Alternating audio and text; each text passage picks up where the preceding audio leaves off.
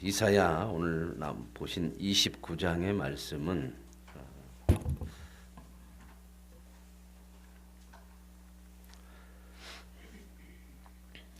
예루살렘, 유다 예루살렘에 대한 하나님의 심판과 회복의 말씀으로 되어져 있습니다. 29장 1절에 보면은 슬프다 아리엘이여. 이 아리엘이라고 하는 것은 예루살렘을 가르치고 있지만 이 아리엘의 원 뜻은 화덕이라는 뜻입니다. 화덕. 화덕이라는 것은 불 때는 그 아궁이 위에 화덕 있잖아요. 화덕. 그 화덕을 이렇게 만들어 놓고 그 위에다가 솥을 걸잖아요. 그러니까 그 예루살렘을 지금 이렇게 아리엘이라고 화덕이라고 표현한 것은 예루살렘에 단이 있죠. 단 성전에 하나님 앞에 번제를 드리고 할 수 있는 그런 불을 뗄 수 있는 단이 있는데 그 단이 있는 예루살렘을 상징해서 아리엘이라고 하지만 여기서는 아리엘은 이제 이 화덕으로서 이런 하나님의 심판의 의미를 담고 있어요. 보세요. 슬프다 아리엘이여 아리엘이여. 이 말은 뭔 말이에요? 하나님께서 예루살렘을 불 떼서 불 달궈 가지고 뜨겁게 이렇게 하는 것처럼 이 성을 심판하시겠다는 겁니다. 불로 태우겠다 그 말입니다. 하나님께서 심판하시겠다 이 성을. 그래서 아리엘이요 다윗이 진친 성읍이요. 다윗이 진친 성읍이라고 하는 것은 옛날에 이 예루살렘은 이 유다 땅이 아니었어요. 다윗 때에 다윗이 이 땅을 점령을 해요. 그래서 다윗 성이라고도 하고 다윗이 점령했기 때문에 거기를 이제 예루살렘을 수도로 삼고 새로운 그런 역사를 시작하게 되죠. 그래서 다윗이 진친 성읍이요. 다윗이 이 성을 처음에 뺏었다. 진쳐서 그런 내용이죠. 이곳에서 해마다 절기가 돌아온다. 해마다 절기가 돌아오면 그 화덕에서 뭐를 할까요? 절기마다 제사를 지내겠죠. 그렇죠? 그런데 이 하나님께서 이 제사 드리는 화덕 이 이스라엘을 이 예루살렘을 하나님께서 화덕처럼 달구어서 뜨겁게 태우겠다 이 말씀은 뭔 말이에요? 해마다 너희들이 절기가 돌아와서 해마다 하나님 앞에 절기를 지키고 제사를 지내고 해도 너희들이 그것이 진정으로 하나님을 향한 것이 아니다 하는 그런 내용을 하고 해마다 절기는 돌아와서 제사는 드려도 하나님이 이 성을 어떻게 했다고요? 심판하시겠다는 겁니다. 왜요? 잘못됐다는 거죠. 그들의 신앙이 잘못됐다고 하는 거죠. 어제도 말씀을 드린 내용 중에 그런 내용이죠. 우리가 신앙생활하면서 주님이 그날 모르겠다 나는 너희를 불법을 행하는 자들아 그러면 우리의 신앙이 어떻게 되겠습니까? 헛것이죠. 우리의 신앙이라고 하는 것은 우리 자신 자체가 좋은 나무, 거룩한 나무로서 맺혀지는 열매가 좋은 열매, 하나님이 원하시는 열매가 되어야 한다는 거죠. 그 열매가 맺혀지려면 사람이 좋은 사람이 되어야 해요. 아름다운 사람이 되어야 된다 그 말입니다. 여기서도 보면 이스라엘 백성 사람 자체가 잘못됐어요. 하나님을 향하지 않고 하나님의 말씀을 듣지 않으니 해마다 절기마다 제사를 드리면 무슨 소용이냐. 화덕만 제사 드린다고 불 때도 달구면 그게 무슨 의미냐. 내가 그 화덕을 달구어서 태우겠다. 심판하시겠다. 그런 말씀이죠. 그래서 2절에 내가 아리엘을 괴롭게 하리니 이제 여기를 이제 하나님의 심판을 얘기하냐. 그가 슬퍼하고 애곡하며 내게 아리엘과 같이 되리라. 이건 뭔 말이에요? 달궈진 화덕처럼 뜨겁게 내가 태우겠다. 그런 의미로 지금 심판을 말씀하고 있는 거죠. 내가 너를 사면으로 둘러 진을 치며 너를 애워 대를 쌓아 너를 치리니 지금 예루살렘을 포위한다고죠. 그죠? 누가 포위할까요? 사면으로 둘러싸서 진치고 포위하는데 누가 포위해요?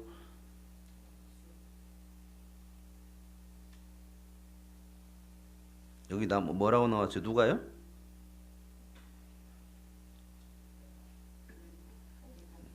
내가 누가라고 하니까 누가가 어디가 있어요? 내가는 있는데 누가는 없죠. 내가는 누굴까요?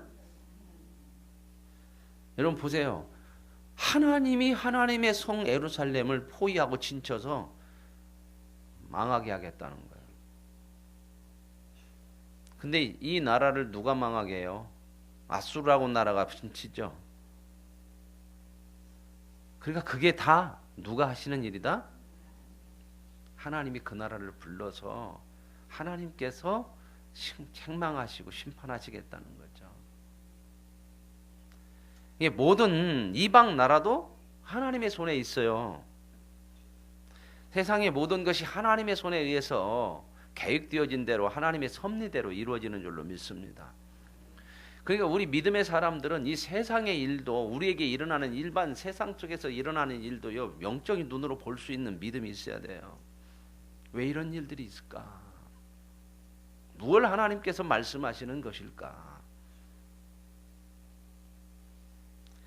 하나님이 치신대. 그러면서 뭐라고 그러냐면 내가 낮아져서 땅에서 말하고 내 말소리가 낮이기 티끌에서 날까? 어떻게 해요? 다 그냥 초토화시키겠다. 이런 말씀은 예수님도 하셨죠? 제자들이 성전에 가가지고 이 성전에 의리하려는 거 보세요. 그랬더니 예수님 뭐라고 그랬어요? 돌 위에 돌 하나도 남지 않고 다 무너지리라. 하나님이 성전을 싫어해서 무너뜨릴까요? 성전을 왜 싫어해요? 성전은 하나님의 집인데 하나님의 영광이 드러나는 예배하는 곳이고 하나님의 백성들이 있는 곳인데 왜 성전을 싫어해요? 하나님이 성전을 가장 좋아하시잖아요. 그죠? 근데 왜 이런 책망의 말씀을 해요? 잘못된 신앙생활을 하기 때문에 그래요. 그 안에서 마음은 없고 껍데기만 모여서 예배 드린 것으로만 전부인 것처럼 예배를 드림으로 우리 자신이 하나님의 사람으로 변화되어져 가고 하나님의 선한 뜻들을 내 삶 속에서 이루어 가야 되는데 그건 없이 예배로 다 때운다는 겁니다. 여러분 우리가 믿음으로 살아야 될 삶을 예배로 대처시키면 안 돼요. 예배 드렸으니까 나는 됐다 이러면 안 된다. 이게 이스라엘 신앙의 잘못된 거였단 말이죠. 대처시켜서 전부 살아야 될 삶 하나님의 사람으로 변화될 모습이 신앙의 종교적인 행위로 다 바꿔놔 버렸어요. 그거 했으면 다 됐다는 거예요. 이 모습이 한국교회에 참 많아요. 주일날 지키는 건 이게 땡. 봉사 좀 하면 땡. 그것이 신앙의 어떤 척도인 줄로 이렇게 바꿔놔 버려가지고 봉사를 하면서 왜 봉사해요? 주님을 섬기고 주님의 말씀대로 살면서 내가 바뀌어야 되는 거죠. 그렇죠? 그런데 이런 것이 없으니까 하나님께서 이 예루살렘을 친히 치시겠다는 거죠. 그런데 보세요. 5절에 그럴지라도는 뭘까요? 앞에 말씀하고 연결되는 거잖아요. 내가 너를 이렇게 심판하고 그 심판할 때 도구로 내 대적을 데려다가 네 성을 둘러싸고 이렇게 쳐서 너를 무너뜨릴지라도 그 다음에 희망이 있는 얘기가 나오잖아요. 그죠? 반대되는 얘기죠. 내가 너를 버리지는 않는다. 이제 그런 얘기가 나오겠죠. 그죠? 그러니까 치시는 이유가 뭘까요? 돌아오고 고쳐내시고 결국은 어떻게 더 복되게 하시는 거죠. 그럴지라도 내 대적의 무리는 아까 하나님 치신다고는 이 대적들을 아수르를 불러서 그들을 심판하는데 세미한 티끌 같겠고 강포한 자의 무리는 날려가는 겨 같으리니 잠깐 있다가 쉬 날려간. 그러니까 하나님은 어떻게 이런 나라들을 강한 나라들을 데려다가 예루살렘을 포위하고 치시지만 강한 나라가 중요한 게 아니야. 그건 싹 없어지는 거예요. 잠깐 쓰고 바람에 날려가는 티끌 같으다 그 말입니다. 누가 목적이에요? 하나님의 백성이 목적이에요. 이 세상의 목적 중심이 누군지 아세요? 우리예요. 세상 나라가 아니에요. 하나님은 우리를 위해 이 세상을 지금도 존속시켜가고 있는 거예요. 이 죄 많은 세상 오늘이라도 끝장낼 수 있지만 이 속에서 저와 여러분을 하나님의 백성으로 키워내기 위해서 이 세상을 쓰고 있는 거다 그 말입니다. 그러니 이 세상이 우리를 위해서 쓰여지는데 내가 세상을 따라가면 안 되잖아요. 하나님은 이 세상 전부를 우리를 위해 쓰신단 말이에요. 사용하기. 순식간에 날려가는 세미한 티끌과 겨 같은, 이 겨 같은 바람에 날리는 겨와 같도다. 어디에 나오죠? 예? 시편 1편에 나오잖아요. 복 있는 사람은 하면서 악인은 바람에 날리는, 악인이라는 것이 강한 것 같은데 바람 한번 불으면 날려가는. 왜 날려갈까요? 왜 바람 불으면 겨는 날려가요? 예, 가볍다는 거. 왜 가볍죠? 알맹이가 없다는 거예요. 하나님의 말씀대로 안 살고 하나님의 뜻을 모르는 것은 알맹이 없는 인생이에요. 내용이 없다는 거예요. 내용이. 그 내용을 전부 뭘로 채워놨냐? 세상 죄로 채워놨어요. 그러면서도 그게 내용이래. 그러니 그런 거 따라가면 안 돼요. 흔히 그런 거 혹시 게 먹어봐, 대게 같은 거 이런 거 잡숴보셨어요? 비싸서 못 잡수셨죠? 한번 먹어보려면 개들이 이렇게 살이 안 쪄갖고 뭐가 통했으면 이렇게 깡탱이 같이 속에 아무것도 없는 거 있죠. 여러분, 우리가 주의 뜻을 따라 사는 것만이 삶의 내용이 있는 삶이에요. 세상을 따라가는 건 내용 없어요. 알맹이가 없어요. 바람에 날려가는 겨와 같아요. 그래서 만군의 여호와께서 우레와 지진과 큰 소리로 효리바람과 폭풍과 맹렬한 불꽃으로 징벌한대요. 결국은 누구를 징벌해요? 그들을 잠깐 사용하는 거지 그들은 징벌해요. 심판하세요. 심판의 도구예요. 이스라엘 치는 열방의 무리 곧 아리엘과 그 요새를 쳐서 그를 곤고하게 하는 모든 자는 꿈같이 밤에 환상과, 아이 자기네가 쳐서 승리한 것 같은데 잠깐 지나고 보니까 망했네. 이게 꿈이냐 생시냐 이게 뭐냐. 이런 표현을 좀 잘 안 믿는 사람들도 많이 해놨어요. 세상사 먹 같으더라 1장 춘몽이로다. 그런 얘기 참 많이 해요. 그죠? 안 믿는 사람도 그 얘기해요. 세상사가 잠깐 지나가는 꿈과 같은. 우리 인생이 지나가고 나면 이런 거 참 많이 알아요. 근데 잘 못 깨달아. 언제 깨닫냐? 많은 사람들이 죽음을 눈앞에 두면 아니었구나. 정말 겨 같구나. 내용이 없네. 그래서 후회를 많이 하고 인생이 헛되다고를 많이 하는 거죠. 우리는 이런 하나님의 손에 붙들린 인생이에요. 복된 인생입니다. 붙들려 있다는 건 뭐예요? 그분의 뜻을 따라 살아야 된다는 겁니다. 그 다음에 나오는 게 이제 9절이에요. 9절부터는 뭐라고 그러냐면 이스라엘 백성들을 향해서 하는 얘기예요. 너희는 놀라고 놀라라. 너희는 맹인이 되고 맹인이 되더라. 그들의 취함이 포도주로 말미암이 아니요 그들의 비틀거림이 독주로 말미암이 아니라 하나님께서 깊이 잠들게 하는 영을 너희에게 부어줬다. 너희들이 지금 하나님을 떠나고 이런 거 세상 것 독주 포도주 마셔서 취한 거 아니다. 너희들이 하나님을 멀리하려고 하니까 하나님께서 너희들을 지금 책망하는 거다. 여러분 하나님 멀리하면요 나중에는 점점점 멀어져요. 물론 하나님 버리시진 않아요. 점점점 멀어지면 나중에는 어떤 방법을 해요? 크게 치세요. 왜요? 사랑하니까. 돌이키게 하려고.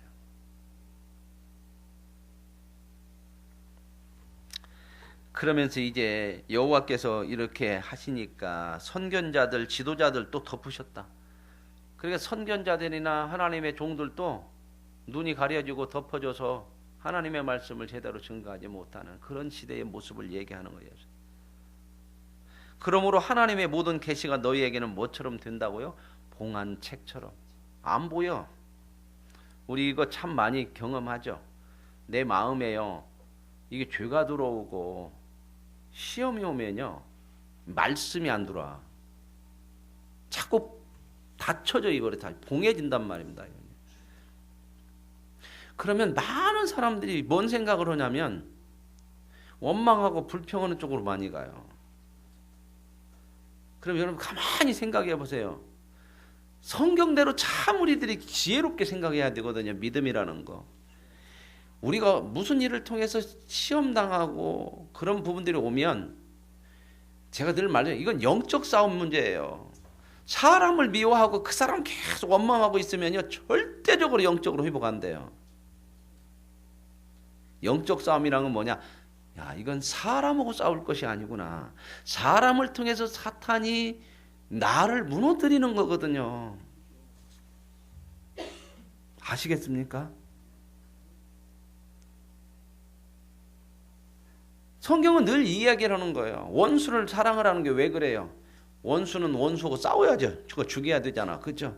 원수를 갚아야죠. 원수를 갚는 때까지, 갚을 때까지 갚아도 똑같아요. 뭐가 안 되냐? 영적으로 회복 안 돼요. 복이 안 돼. 영적, 여러분 원수 갚으면 그때는 시원할 것 같으죠? 원수 또 생겨요. 그런 싸움 하지 마세요. 사람하고 싸우려고 하지 마세요. 영적으로 유익이 된다고 그러면 하세요. 내가 이렇게 하고 사람을 미워하고 싸우고 내가 저걸 어떻게 해야겠다 할 때 영적으로 유익이 된다면 하시란 말입니다. 그러나 기준을 어디다 대? 내가 그럴수록 마음이 불편하고 그냥 하나님 말씀도 안 들어오고 그냥 신앙생활도 더 그러 이런 것이 자꾸 내 마음속에 일어나면 그건 영적 싸움이 하면 안 돼요. 그 사람하고 싸우지 마세요. 그냥 용서하고 인내하면서 이렇게 가세요. 기도하시고. 왜 나에게 잘못한 사람 때문에 내가 잘못된 길을 같이 가려고 하냐고요. 악인 때문에 왜 나도 악하게 되려고 하냐고요.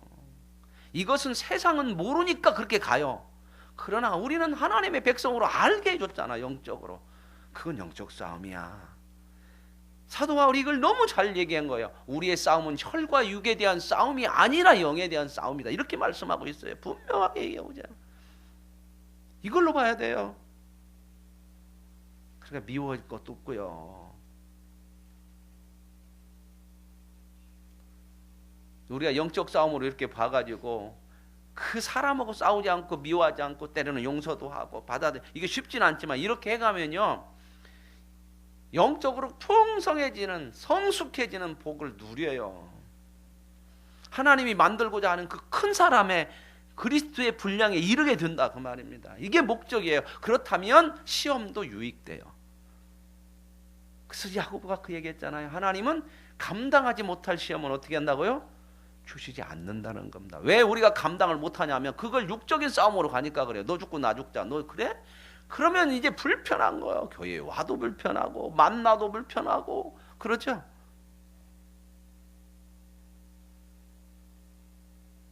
이건 우리가 자신이 생각해 보면 알아요. 어느 누구도 이건 아닌 것 같은데.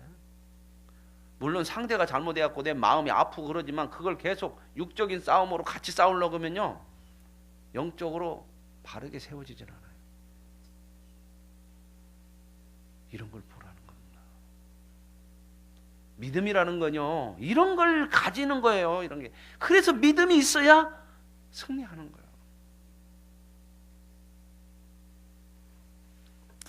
그래서 이런 부분들 안 보여요. 계시가 안 보이고 봉안책처럼 그렇게 됐다. 그래서 그냥 답답하니까 누구한테 가가지고 당신 이게 무슨 뜻이야? 이것 좀 알아봐. 글 아는다고 안다고 하는 사람 똑똑한 사람 가서 얘기했더니 아이고 나도 모르겠어. 덮어져 있어갖고. 그래서 이제 또 글 모르는 사람 답답하니까 이제 글 모르는 사람한테 갖다 줬더니 나는 글씨를 몰라서 몰라. 이 얘기는 뭐예요? 어느 누구도 세상에서 답을 못 준다 그 말입니다. 하나님이 덮어놓은 이 봉안책 계시는 누구에게만 풀어질 수 있을까요? 하나님에게만. 사람에게 찾지 마십시오. 이 사람 가서 내 편 만들으려고 하지 말고 하나님 앞에 엎드리라 그 말입니다. 하나님이 덮은 것을 누가 보여줄까요? 우리 그런 생각 참 많이 하죠. 뭔가 누구하고 관계가 안 좋으면요, 사람에게 꼭 가서 내 편을 만들고 싶어. 왜? 그 사람 찝고 싶잖아, 같이.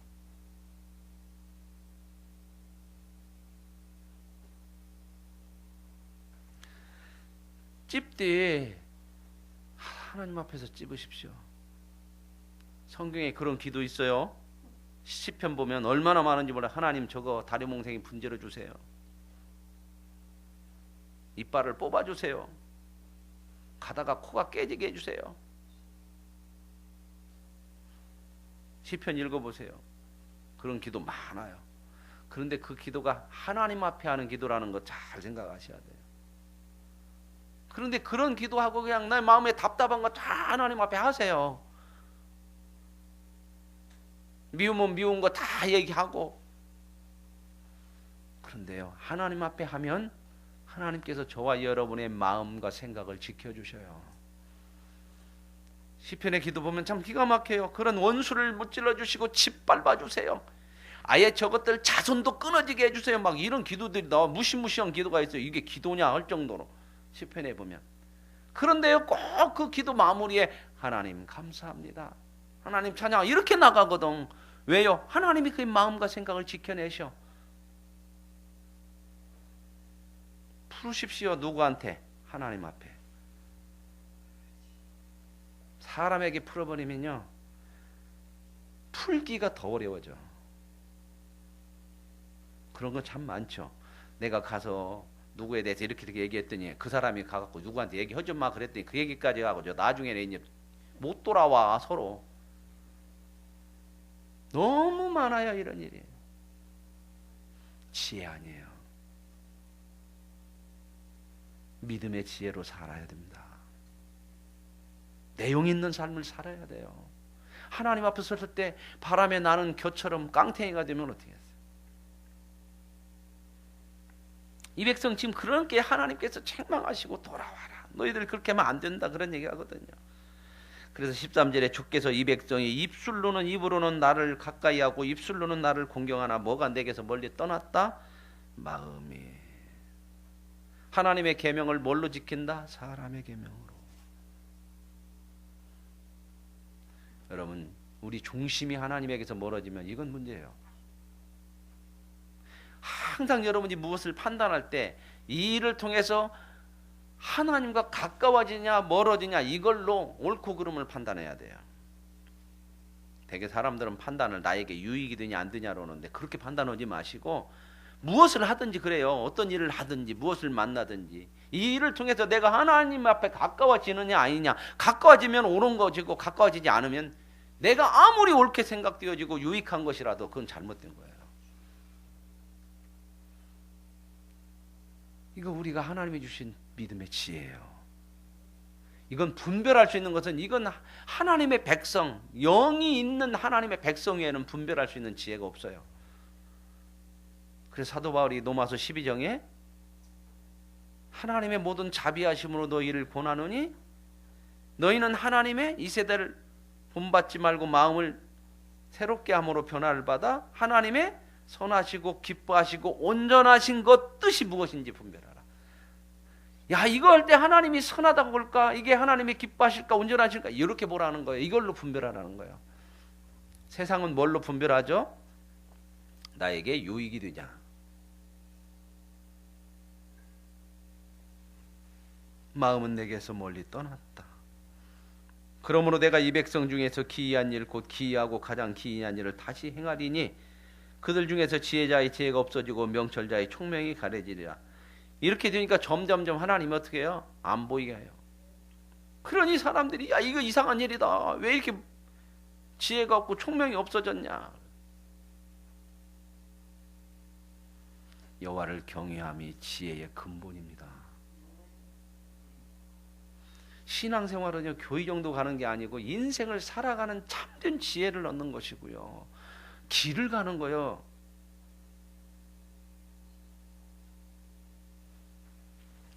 그래서 15절에 자기의 계획을 여호와께 깊이 숨기려 하는 자들은 화 있을진저. 이건 뭐예요? 하나님 앞에 계획을 말하고 하나님의 뜻을 따라야 되는데 숨겨.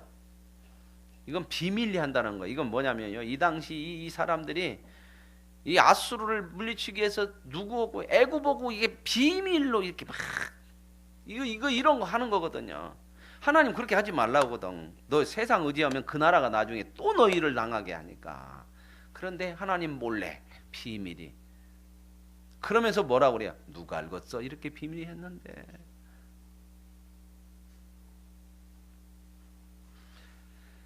그런 거 보면서 하나님 뭐라고 그래요? 너희 패역함이 심하구나. 그러면서 이제 비유 나오는 게 토기장이 비유예요. 토기장이하고 진흙하고 있잖아요. 그죠? 토기장이가 그릇 만들죠. 그죠? 그러면 그릇이 어떻게 자기가 토기장이처럼 하냔 말이야. 그릇은 토기장에 의해서 만들어지는 겁니다. 오늘 저와 여러분의 인생은 주 되신 하나님에 의해서 만들어지는 거죠. 그분의 손에 붙들려야 되는 겁니다. 이런 얘기 하면요, 오늘날 참 이 죄의 굉장한 아주 우리를 참 무섭게 만드는 특성 중에 하나가 이 자존심이에요. 자존심. 내가 왜 그렇게 말만 들어? 이런 생각 참 많이 가져요, 우리 속에. 이런 비유들도 이제 사람들이 참 마음에 그래요. 내가 뭐 그러면 뭐 하나님 하는 대로만 해야 돼? 그게 참 지혜 같은데요. 진짜 어리석은 거거든요. 우리 인생 우리가 살아봐서 알잖아요. 인간의 역사를 보면 알잖아. 나 혼자만의 삶이 아니라 자기 계획대로 살았던 인간의 역사는 전부 파멸이었고 싸움이었고 하나님의 뜻을 사는 것만이 희망이고 소망인 줄로 믿습니다. 서구 사회가 왜 이렇게 지금 방향을 잃고 타락해버린 줄 아세요? 하나님을 버렸어요. 절대자를 버리고 자기들이 이제 신이 돼가지고 해보겠다고 했죠.